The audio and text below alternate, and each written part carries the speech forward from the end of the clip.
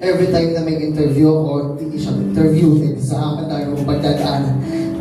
Pero pagdating sa final, doon ako bumabaksak.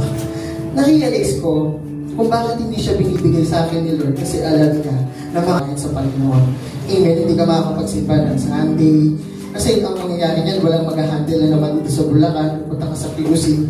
Amen. So parang sa akin, ngayon na-realize ko na kapag nag-first fruit ka, kapag pinag-pray mo, hindi yan tatanggalin sa'yo ng Panginoon. Amen. Parang sa, malaki, di ba?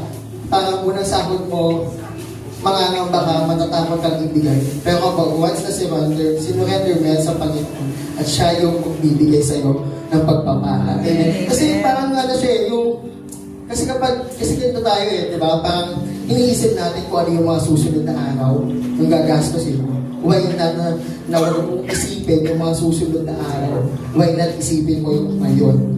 Amen. Ibigay mo, pag binigay mo, si Lord ang magpo-provide sa'yo. Amen. Amen. And ngayon mag-4 years na ako.